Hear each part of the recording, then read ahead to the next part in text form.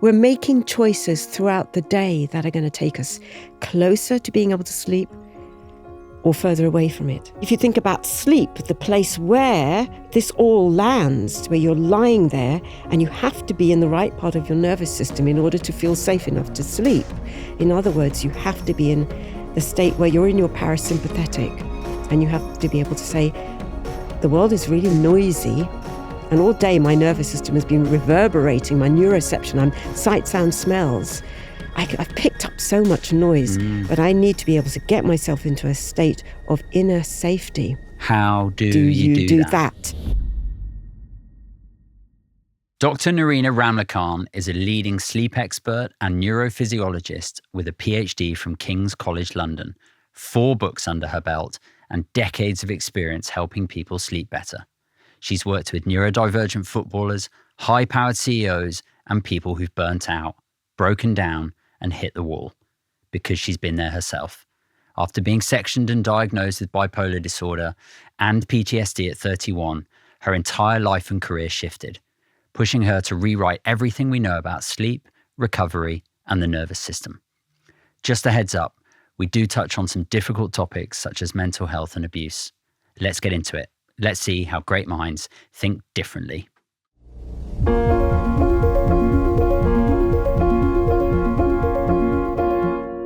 Nerina, I'm so excited to talk to you.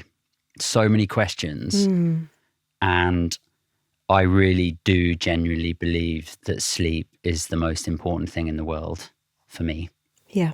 And for other people. You've written 4 books on sleep. What have you learned about your own sleep that you have now for the last few decades been helping other people with? Well, like many people and yourself, we share from our lived experience. And as a baby, my mother would say to me, "You're so restless."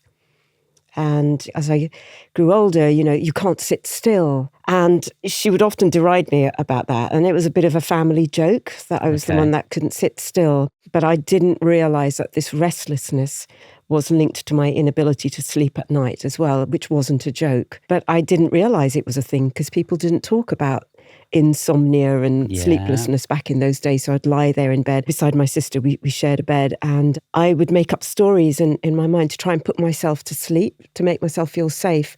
So I think looking back on it, I was always moving towards trying to find a sense of inner safety. And it was when I finally found that, when I was 34, and there was a bit of a journey to get to that point, a messy journey in many respects. But it was when I got to the age of 34 that there was a moment, a turning point, where physiologically I had an embodied experience of feeling safe. And from that moment, I started, if I can say, healing my relationship with sleep. And so I had an amazing night's sleep last night. So do you monitor your sleep? I was given this ring as part of a project with Audible. We were making a film with a well-known basketball player who was renowned for having sleep problems. And they said, "We need to compare your sleep with his." And I said, "Well, I don't do wearables. I'm really anti them." And they said, no, we really need to measure your sleep. So I was sort of dragged kicking and screaming into the world of wearable technology. And that was about 4 years ago.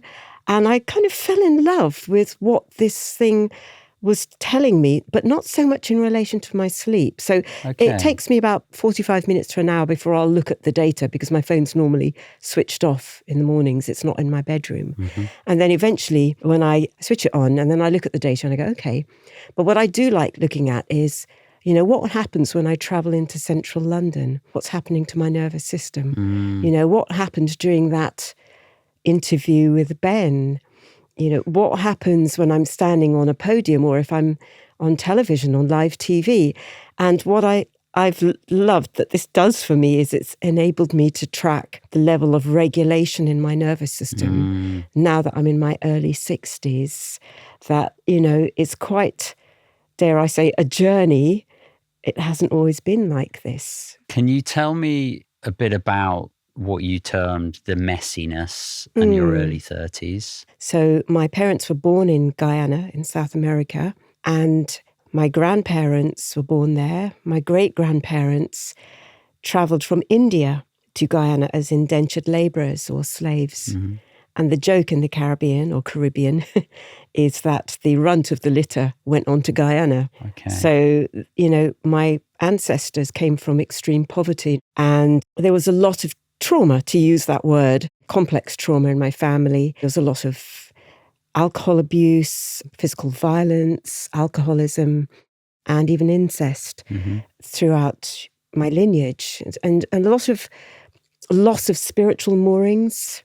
What do you mean by that? My ancestors were Hindus, but for my uncles, some of them, to get jobs, they had to convert to Christianity. Okay. So there was a lot of, I would say, anchoring that was lost. Yeah. Many of the rituals and habits. And then there was poverty. Both my parents came from very large families, 8 or 9 children. My mother lived in a mud hut with her siblings. And if she heard her father coming down the road at the end of the day, he was a fisherman, and if he was singing, that their hearts sank because they knew that he was drunk and they wouldn't eat. He would have spent his day's catch. He would have spent the money on alcohol in the rum shop. Yeah. So they wouldn't eat, and he might be in a very turbulent frame of mind, which he would release out on my mum's mother, my grandmother. Yeah. Growing up as a child into my 30s, there was a lot of turbulence, a lot of adverse childhood experiences. And I do speak about this openly. My father has passed. My sister didn't survive our childhood. She died when she was 42. She passed, but my brother and I, but we would witness my mother being beaten. And actually, my father has passed, but I feel closer to him now. Interesting. I have a belief that our souls choose our journey. Sure. And I actually feel that he helps me quite a lot now. But he was a very tenacious man who worked us out of poverty, actually. And in his heyday, had an engineering company that hired 30, 40 people and did some amazing work in Guyana. But a lot of this trauma spilled over into my ability to be still and restful and sleep. And I was a very disembodied human being for the first 3 decades of my life. It wasn't safe to be in my body. Yeah. You talk a lot about safety. Yeah. As it relates to sleep. And I notice in myself that my safe place is home, for sure. My happy place is outside, in nature, for sure. And I know those things really well. But then I am increasingly aware that being in bed and sleep is a real safe place. Yes. Can you just talk a bit about why sleep and safety? Because it feels, when you first hear that, it sounds kind of counterintuitive. Well, you're not safe because you're asleep. You're vulnerable. Well, I suppose the phrase is, we sleep when we feel safe. Okay. We sleep when we feel safe. And this is a phrase that shot out of my mouth decades ago when I was in an auditorium and about 500 plus people there. And I think I was just in the flow of speaking. Even though I was this child who'd had all this stuff happening, I always had this vision of writing books and being on a stage. I thought I'd be a Bollywood dancer, but actually it was probably the speaker in me back then. So I was at this podium. This phrase just shot out of my mouth. We sleep when we feel safe. And I noticed there was a hush in the room when I said that. And I noticed that there were a lot of people in the room who then wrote that down, that phrase. And I realized that something that I was feeling myself resonated. And it was a very subconscious, unconscious connection that I had experienced. And then I verbalized it. And I think it took years for it to make its way out of my mouth. And they wrote it down. And that's back in the day when people weren't using their phones as much. So they actually had pen and paper. And I realized I was onto something. And I hadn't even written my first book yet, Tired But Wired. But you'd obviously started work within the sleep I started work within the sleep arena after going through my own journey at the age of 31, having a psychosis when everything really hit the fan. I couldn't control these energy surges, couldn't control my restlessness, couldn't sleep. Dysfunctional behaviors, risk-taking behaviors, all the things, addictive behaviors, and ended up being hospitalized at the Capio Nightingale, in and out of hospital for 4 years, on and off medication, diagnosed complex trauma, diagnosed bipolar. They didn't quite know what to label me as. And the age of 34, I'm really trying to summarize the messiness of the story, but getting to a point where I had to walk out of the marriage, a good job at Bupa. I was a director at Bupa. And I'd already started on this journey of starting to speak to groups of people, but it hadn't really come through with conviction yet. But it was going to Brisbane, going cold turkey, coming off medication without support, leaving a very kind man who I was married to at the time, but it wasn't a marriage, but saying, I can't do this like this anymore. And free falling, I'm not recommending that anyone do it that way, but something told me to do it that way. And something interesting happened, Ben. I would sit in this Mary Ryan's bookshop in Brisbane. I went there with this romantic notion of travelling Australia and realised I couldn't do it. I'm terrible at travelling. I get panicky. This is what happened on the way here, but you guys made it very comfortable for me and helpful. But I work on my ability to travel and loud spaces. But back then, I realised I was terrified to go travelling on my own, sat in this coffee shop, started journaling, and something landed, a sense of inner safety. Came back to the UK with this embodied sense of safety, which I wanted to investigate as the neurophysiologist, and started teaching from that place. And as if by magic, life started giving me opportunities to teach from that place, to the extent that the hilarity of being headhunted to work at the same psychiatric clinic where I'd once been a patient. I mean, that's just... Can't make that up. You can't make it up. I can't make up that I was sectioned also into Capio. I know.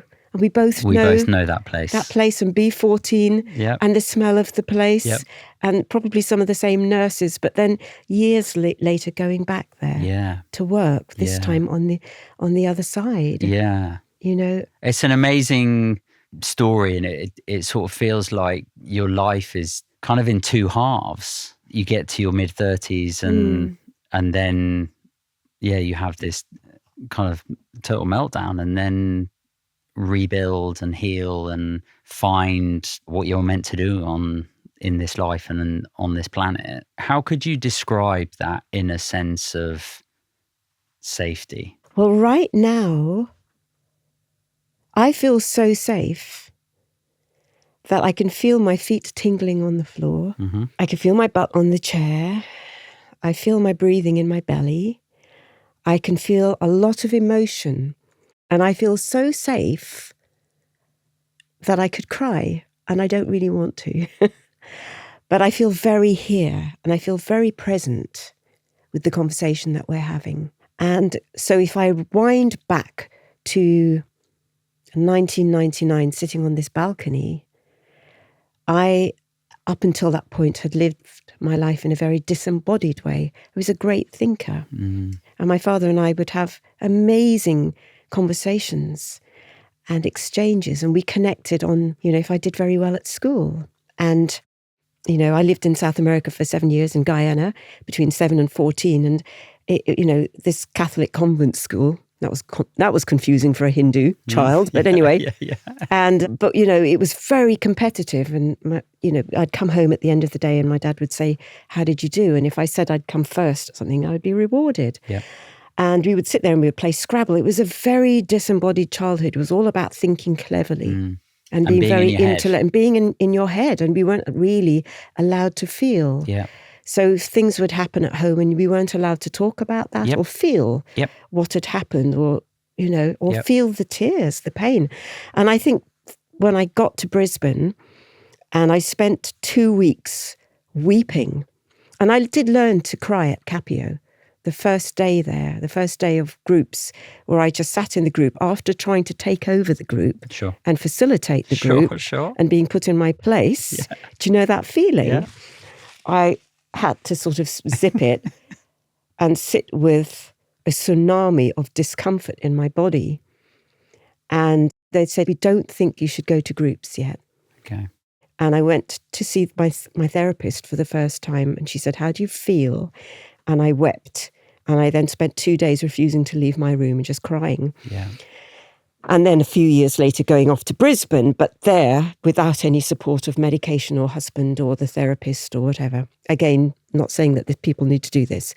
But sitting on that balcony, writing, surrounded by books written by people like Caroline Myss, Louise Hay, Neil Donald Walsh, The Celestine Prophecy, all these sort of spiritual books, and occasionally taking them off the shelf, highly skeptical neurophysiologist. What's this all about then? But then putting my pen on the page and writing, and a different sort of voice starting to come through, which would every now and then make me put the pen down and just go, what happened there? And slowly finding the safety to come back into my body, while every now and then being able to return to the page with some words. So dancing between intellect and embodied response. And I suddenly had this feeling of, I'm sitting here on a veranda and it's warm, it was spring, and I can see these very vivid green colours. I can feel sun coming through. My senses coming alive, sight, sound, smells, and being very present with the senses in a way that felt safe. Yep. And that was really different. Yeah. And it was glorious. And it was quite a peak experience. Yeah. And there was no chemical assistance other than some caffeine. Yeah. And, oh gosh, this feels really good. What is this? And then spent the next 30 odd years trying to get back to that feeling with... Well, and share, and share, want other people to feel that I feeling. want you to feel this. I felt like this kind of weird village elder sitting on a high fence looking in at the village going, there's stuff that we can do. Try this thing. Yeah. Try yoga. Try breathing. Try Kundalini. And this happens. But while that was happening, the trajectory of my sleep, just being able to lie in bed and go, ooh, I feel safe. And in those decades after this, I call it an awakening experience. I mean, I'm not saying it was aromatherapy-centered bliss during that time. Sure. Another marriage ended. My sister dying very suddenly and traumatically. My daughter being born. A whole series of events. But you're able to deal with it. I can lie in my bed and go, this is really hard. Yeah. I feel heartbroken. What is a neurophysiologist? Physiology is the study of the body. Yeah. And how it works. And neuro is the brain. Yeah. And I stumbled into that.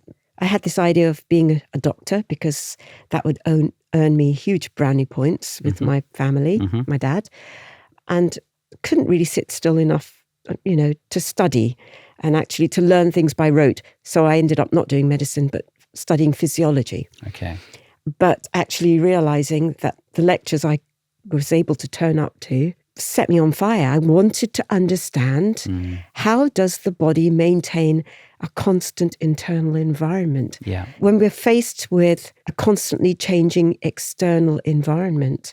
So the concepts of Claude Bernard's work on the maintenance of a constant internal state, homeostasis, sinusoidal rhythms, started to light me up, and I didn't know why I was excited.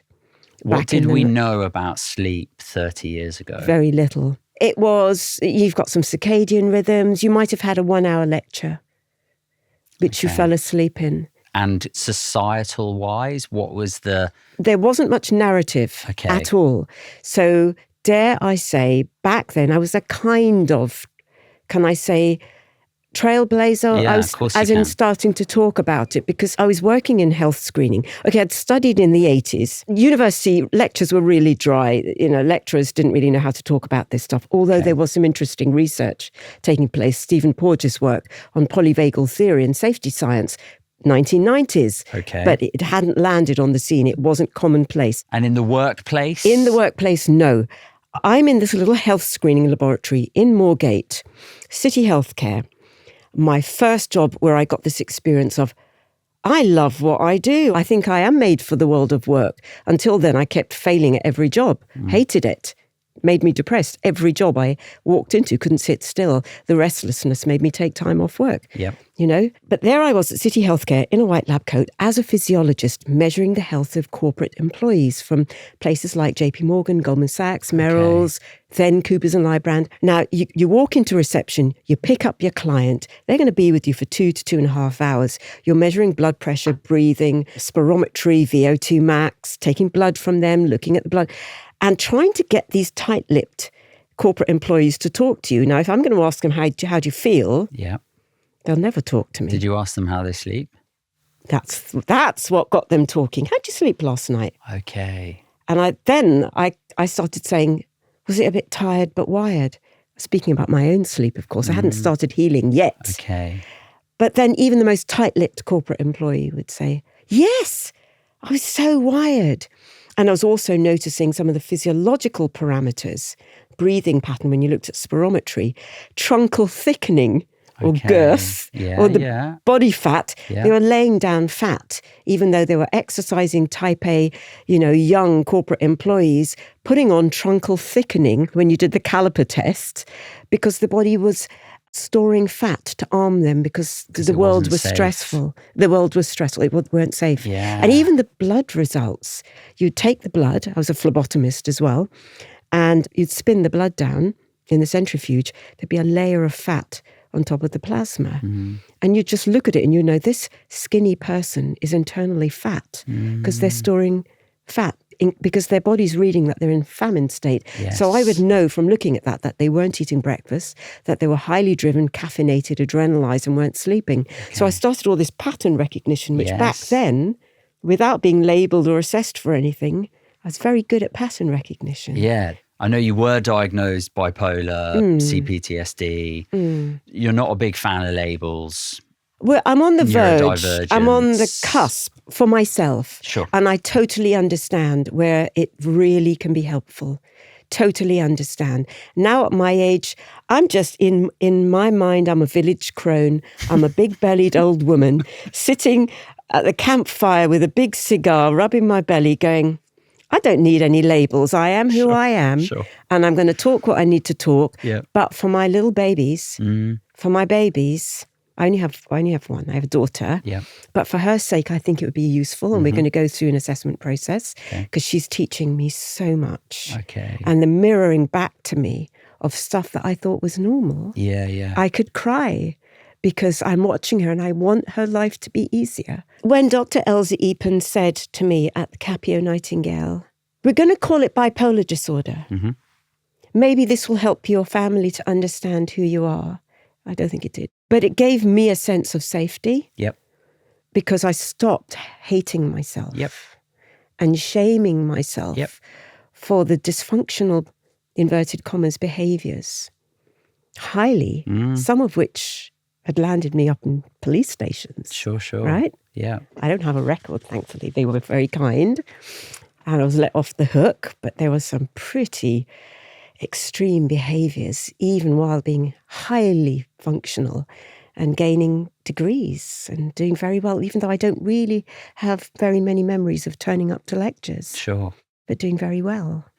It strikes me as really sort of obvious that neurodivergent people with busy brains or different brains struggle with sleep. That's a big generalization. Can we get into the detail of, yes, let's do that. Of sort of these, neurodivergent brains and sleep? So I started using a label years ago, decades ago. I started talking about the sensitive sleeper as opposed to I would laughingly call it the martini sleeper. Okay, who can sleep anytime, any place, anywhere. But on the other end of the scale, you had your sensitive sleeper. Sights, sounds, smells really impact the sensitive sleeper. And so this was before the conversation around neurodivergence had exploded onto the scene, really. Yep. I was talking about the sensitive sleeper, of whom I was one. But I have started to see that neurodivergence comes with a level of sensitivity and then, of course, meaning of the nervous system. So there is a sensitivity that comes with neurodivergence. And there's an overlap then if you look at sleep and the sensitive sleeper. So I went, oh, that's interesting. Neurodivergence and sensitive sleep, are they one and the same? And then if you look at safety science, and the work of Stephen Porges, was that he's the leading safety scientist, where he talks about the nervous system and polyvagal theory, polyvagal relating to the many branches of the vagus nervous system, the autonomic nervous system, and the vagus having the ventral vagus and the dorsal vagus, and then you have the sympathetic nervous system. But with neurodivergence, if we see this as a kind of reverberation. And this sometimes is how I see it when I'm working with people, where I almost think, every human being is different. But if I almost imagine putting them on a kind of plinth and looking at them, I almost see a kind of sparkliness to the nervous system. Mm-hmm. It's so sensitive. And what does that mean? Well, Stephen Porges would call it their neuroceptive abilities, how they're perceiving the world. They're highly sensitive to the world. Mm-hmm. And he would then talk about interoception, how they're making sense of their internal world in relation to the external world. And then if you think about sleep, the place where this all lands, where you're lying there and you have to be in the right part of your nervous system in order to feel safe enough to sleep. In other words, you have to be in the state where you're in your parasympathetic and you have to be able to say, the world is really noisy. And all day my nervous system has been reverberating, my neuroception, I'm sight, sound, smells. I've picked up so much noise, but I need to be able to get myself into a state of inner safety. How do you do that? How do you do that? So my journey, that inner safety that landed in 1999 was my first taste of it, conscious taste, because I think the journey in Capio was certainly, they were leading me towards that, but they weren't talking about that. My studies at King's College was leading towards, all of this, pieces of the puzzle. Sure. But for the neurodivergent human being who is struggling with sleep, and not all of them, because, it's a spectrum, but for those who are neurodivergent and can't sleep, what is helpful is to start paying attention to sights, sounds, smells. At bedtime? At bedtime, but even throughout the day. We're making choices throughout the day that are going to take us closer to being able to sleep or further away from it. Okay. And in fact, I'm writing a meditation, creating a meditation for this at the moment, which is about choosing to sleep. So if you think about from the minute you're waking up, you are making choices, a myriad of choices, which either are going to land in your nervous system, either in a helpful way or not so helpful. So from the minute I wake up, I start sort of traveling up a travelator in my consciousness. I become aware, this is me this morning, of thoughts, a myriad of thoughts, a storm of thoughts. What am I doing today? I'm not worried about the hidden 20%. I am positively excited about this. What I'm worrying about is the travel. Yep. Why? Because my nervous system, I was in the city yesterday, so the double dose of travel, 2 days in a row for me, is really hard for me. And watched something on television last night, which really worried me as well. Switched it off, worked on feeling safe last night. How do you prepare to go to bed? Right. It started from 9 p.m. Okay. when I realised that the person who I've really connected with on Race Across the World, actually this series is dedicated to him because he has passed. Okay. And he had an accident in May 2025, and that was right at the end of this BBC programme. And I was like, what? Broke my rules, switched my phone on, Google, he was in a car accident. So my nervous system is in disarray. And switched the phone off. So 9:15, I'm working on my breathing. I'm standing on the decking. I'm with my dog. I'm stroking the dog. And my daughter phones. She doesn't live with me. She lives up the road. She's dropped out of uni, works in hospitality, lives on a golf course. And I said, can I tell you what I've just found out? And she said, yeah, Mum, tell me. And I said, I've just found out that Sam has died. And she goes, oh. And I'm really careful with her as well, because she's ended her shift at 8 o'clock. She's opening up at 8 a.m. I've got to be mindful of her. Sure. So I'm very careful about using my daughter's compassion and empathy. Sure. But then I journaled for 20 minutes. Okay. And I prayed. Okay. And I brought myself into a state of safety. And so you don't have your phone in your bedroom? No, I don't have my phone in my bedroom, because that can become very much a crutch for me. Okay. I can find myself in a myriad of rabbit holes looking for a podcast to make me feel safe. Yeah. When you're asleep, can you absorb information? Yeah. Like, subliminally, subconsciously, you might drop into an alpha theta state. So when you're fully alert right now, I'm in beta waves. Okay. If I start to drop down, it wouldn't take me long. I'd drop into alpha meditative. If we went deeper, I'd start to go into a theta, then delta. And even deeper, one could go into a gamma state, very deeply meditative. Now, when you're in bed at night, you're cycling in and out of that on a 90-minute, roughly, cycle. Okay. Hopefully not into beta waves. Yes. If you go into fully alert, you go and you wake up during the night, you look at your phone, you go into fully alert. Not helpful. I definitely do this, where last night, Moss comes in at midnight, wakes me up. Yep. I am struck into high alert because it's my child and she's out of bed and not happy. I do have my phone by my bed. Yeah. I then want to see what the time is. I do that on my phone and it's bright because I have everything on full brightness. What's that doing to our brains? Yeah. Having phones as stimulus around sleep time, bedtime, wake up time, go to bed time. Well, there are some sleep experts, inverted commas, who would say that blue light is going to dampen the melatonin response. It's going to inhibit the production of the sleep hormone, melatonin. It's going to speed up the production of, when you say high alert, so you've already got a burst of cortisol, the stress hormone. So the two hormones that are dancing around, which will impact sleep or not sleep, are melatonin, the sleep hormone, which you start to produce as the light levels drop below about 200 lux, light coming in through the retina, hitting the pineal, produce melatonin. So you start getting sleepy, right? Early evening. And then in the early hours of the morning, roughly around 2 to 4 a.m., I don't know what time Moss came in, At midnight and then at 5 a.m. And then 5 a.m. So your cortisol is going to start to kick in around 2 to 4. That's normal, for the hunter-gatherer to start thinking, now might be a good time for me to become more active and go out hunter-gathering for my survival. There may be animals that are sleeping, that are in a drowsy state, so I'm more likely to catch them. So it is a survival instinct. So cortisol is always, people talk about it as if it's the enemy. It's not. Yeah, it gets a bad rap. It gets a bad rap.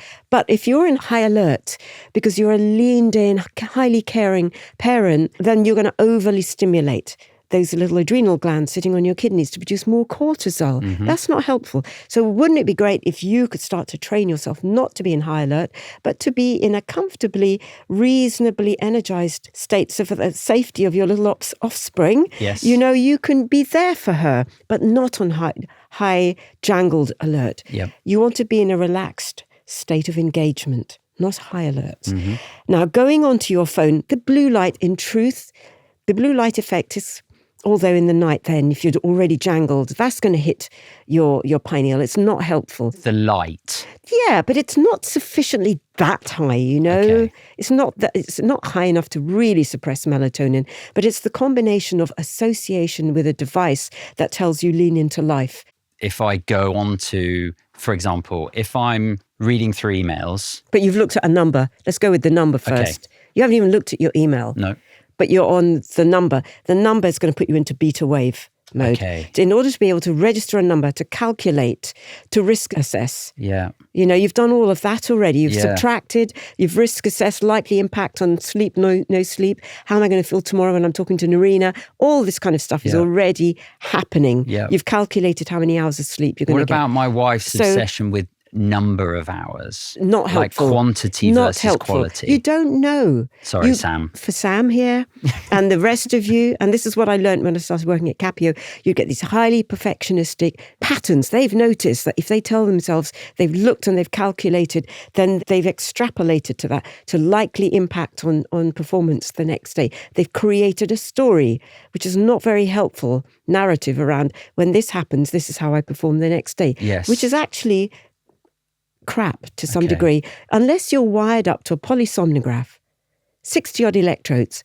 stuck to you, and they're measuring what's going on with your sleep. It's not actually that easy to measure how much sleep you're getting or not getting. Okay. Because we noticed this at Capio when the patients would say, do you see what I mean? I only got so many hours of sleep. And the nurse said, no, we came in to check you. We actually touched you gently. You were fast asleep. But the perception, reality, mismatch, fueling this anxiety of this highly intelligent management consultant who's had a breakdown, is now in the psychiatric unit, who's now doing a spreadsheet on how much sleep they have or haven't got. Yeah. It's not helpful. I know our audience love this, and it's obviously part of why we have this charity, is to break down myths Yes. and misinformation. What's the number one myth about sleep? I need to know the time. If I know the time, I'll calculate how many hours. That's another one. I need so many hours of sleep in order to function well. I need to believe everything my wearable says. Take it with a smallish pinch of salt. I shouldn't be waking up so many times during the night. No, it's normal. If you didn't wake up, we'd be extinct. Okay.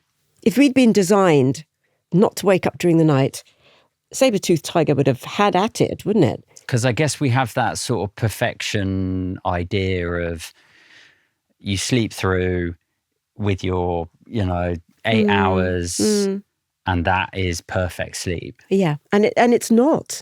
I spend a lot of time, if I have one-to-one sessions with clients, in my one-to-one work, normally first session is wrestling with them. Okay. Around these myths and misconceptions. Yeah. And if you are walking around, and I say this with compassion, you're walking around in a state of high sensitivity, you don't feel in control of your external environment. You want to find control in whatever way you can. And that might mean I want to feel in control of my sleep. I want to take control of that. I'm going to measure it. So for some of my clients, if they're going to work with me and they've bought into it, I'm going to ban the wearable for a bit. Okay. Let's get you off your wearable. Don't measure your sleep for a bit. Get your phone out of the room. That's one of my non-negotiables. Okay. I have 5 non-negotiables. Okay. These 5 things, they are not my entire sleep methodology. They are step 1 of the resetting of the nervous system, giving your autonomic nervous system a fighting chance of being able to get itself into a state of safety. Okay. So do these things for the next 2 to 3 weeks, please. Number 1, eat a nutrient-rich breakfast if you are struggling with your sleep. Okay. That means protein, fat, carbohydrate. Wake up in the morning, tell the hunter-gatherer physiology that it's safe. So eat. And so this would be not just your young population, it might be the perimenopausal woman, menopausal, postmenopausal, who's just realised her neurodivergence and has had that assessment and going, oh my God, I've been skipping breakfast in the hope that I would lose some of this belly fat that's come on during my menopause. Stop the fasting. Okay. If you're having difficulty getting to sleep, staying asleep, non-restorative sleep, edgy sleep, fitful sleep. Breakfast. Start eating in the morning and a very good nutrient-rich breakfast, protein, fat, carbohydrate. Number 2, don't use caffeine as a substitute for food. Eat first. The caffeine is going to send you into the sympathetic nervous system. It's basically... First thing I have in the morning. Yeah, I know. I could have told you that.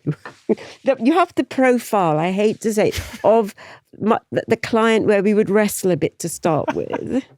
I'm saying that with compassion. That was my profile up until the age of 34. I need to come see you because we're going to get back to number 3, 4 and 5. Yes, please. But historically, until I was 25, slept dreadfully. And between 20 and 25, lots of flashbacks, dripping in sweat, nightmares, etc. Very bad, very, very bad sleep. And since being 25, so for the last 17 years, and aside of the uncontrollable aspect of having small children disrupting my sleep, I feel, and I've never measured it, but I feel like I sleep quite well. Good. But I have my phone in my bed. Yeah. I look at my phone before I go to sleep. Yeah. I will, if I'm sleeping on my own, if my wife's not there, definitely listen to a podcast to go to sleep. Mm-hmm. I mean, I listen to a meditation with my kids now because I also get to do a bit of the kids' meditation as well. Lovely. Which I've only done in the last couple of weeks, but that's really helping. Yes. And I spend quite a long time in bed before I go to sleep.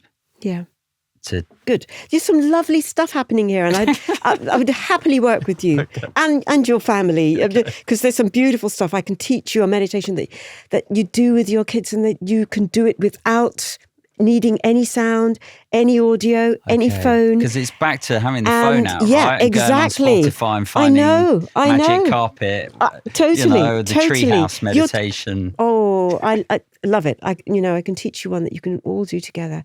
And all my kids have lights on. Safety inducing. All my kids have lights on. But even if you have a little light, that's okay. I know, they're big bunny lights. Okay, there's a Anyway. lot to unpack in there, but Number 3. You said that you were waking up. If you think you're getting good sleep, that's a really good indication that you're getting good sleep. If you're feeling good, we don't just get our energy from sleep. Physically, emotionally, mentally, spiritually. I could have the worst night's sleep ever because of whatever. I'm traveling early the next day. I'm going to speak in front of the King of England or whatever, and I don't sleep so well. But I am so enmissioned by my work. I am so passionate. That's an enormous source of energy for me. I'm also extremely fit. I also look after myself. I look after myself emotionally. I had a blooming good cry this morning. Yeah. I needed to. Yeah. I'm a crier. I've learned how to cry. Yeah. And I'm really proud. It took me 31 years. Anyway, number 2, though, please don't use caffeine as a substitute for food. If you're really struggling with those sleep issues, difficulty getting sleep, staying asleep, fitful sleep, waking up feeling like you haven't slept, cut the caffeine out completely. What about decaf? Decaf is okay. I'm loving the adaptogenic coffees. I have coffee with legal mushrooms in it. I had a really lovely one this morning, mid-morning, after my first breakfast with the second breakfast, after What's the dog the walk. best last drink to have? I have to say, last night I did have a sleep tea bag after I saw that the chap had died in real life. I was really upset and I needed a bit more settling. So I just had a supermarket blend or one of the common blends of sleep tea. I love passion flower. That really works for me. Valerian doesn't work for me. Okay. It does something really weird to my nervous system, but it works really well for other people. So I would say, look at adaptogens. Go see a nutritional herbalist, get them to get something that really works for your nervous system, but also investigate with the supermarket blends. Bringing this moment of being really intentional on preparing Yes. to be able Completely. to go to sleep. Very, I am sitting very. here going, oh my God, my body and brain won't go to sleep. I can't force it to go to sleep. So I have to give it the right conditions Totally. where it can wind Totally. down, relax, Yeah. and actually feel tired. Number 4. Number 4 is the get to bed earlier. Start powering down earlier. And for the neurodivergent mind that's not sleeping, this one is so important. You've had that crazy day, overstimulation, sight, sound, smells, draw in. It's like the beam of a torch. You're winding it in, bring it in so that you're interoception, you're in your body, draw yourself back into your body. So for me, I just knew I wanted to watch the last episode, but I wasn't going to. I know that I have to power down. So I have the tea. Now, for me, powering down happens even way before that, when the light levels in the house come right down. My lighting in the house is very dim. Okay. Very, very dim, to the point where my best friend will often come in. She used to come in and start putting lights on. And it took me years to say to her, Carolyn, can we not have those overhead lights on? Yeah, see, can we my not? wife loves it nice and And there is science. There is science. The photoreceptor cells on the sides of the retina help you to power down as the light levels drop below 200 lux, sends messages to the photosensitive cells on the side of the retina into the pineal to start producing melatonin. So then what so happens, much intelligence in that. But then what happens, in simplistic terms, summer to winter, when it's light till 10:30 at night? Yeah. So you have or it's to be dark at 4:30. Yeah. You have to be even more mindful. Okay. And that's why they're having the blackout blinds. And our conservatory is our living room, so it's extremely bright. So I'm going to have to work at other things, not overdoing the stimulants, not having extra spicy foods in the evening, not having too much chocolate. Definitely no more than one caffeinated drink, nothing after midday, making sure that I'm well hydrated, but throughout the day, making sure that in the mornings, you're using the photosensitive cells at the top of the retina, which respond to light levels up above when the sun is directly above. So when you get up in the morning, I don't keep my blackout blinds completely closed. There's a little chink of light coming through. So I know when there's light coming through in the morning, getting out into natural daylight, first thing, stand on the decking, get that natural daylight, stimulate. So this is circadian science. Even if I was to open the curtain and look out the window. You don't want the glass there. You want to be fully in nature with the sun above you. Okay. Ideally barefoot. Okay. All of this stuff. And what's number 5? Number 5 is get your tech out of the bedroom. Get a clock in your bedroom, even if it means having, like I do, an old-fashioned landline. Because a lot of people will say, but I need to be in touch with my child, or I need to be in touch with my mother. My mum, even though she has Alzheimer's, can remember the landline phone number. So that's there. That's outside my bedroom. Okay. The phone is out of my bedroom, in another room, charging and switched off. Because I know during the night, if I go into my sensitivity mode, because I'm stressed, I'll want to go and look at my phone because it becomes my thumb sucking. Give me those 5 as a list. Right, number 1, breakfast, nutrient rich within 30 to 45 minutes of rising. And, look at my website or Google or whatever. There's loads. I break it down and I talk about types of breakfast. Number 1, eat breakfast within 30 to 45 minutes. Don't skip. Number 2, don't use caffeine as a substitute for food. No caffeinated drink until you've steadied blood sugar you've eaten. Number 3, be well hydrated. The state of hydration of your brain will directly impact your sleep science, the ability for sleep hormones, your sleep biochemistry and physiology to work. Number 4, start powering down earlier from around 9-ish, 9:30. Start bringing the stimulation levels down. Think about what you eat. Think about sights, sounds, smells. Think about even what you watch on television. Think about everything that's going to overstimulate you, the conversations. If you've had to have that difficult conversation with your teenager before bed, then get into bed and vomit journal to get it out of your system. 10 minutes of vomit journaling. 5. Number 5, get your phone out of the room. Get an old-fashioned clock. Don't look at the time during the night. Allow yourself to not know.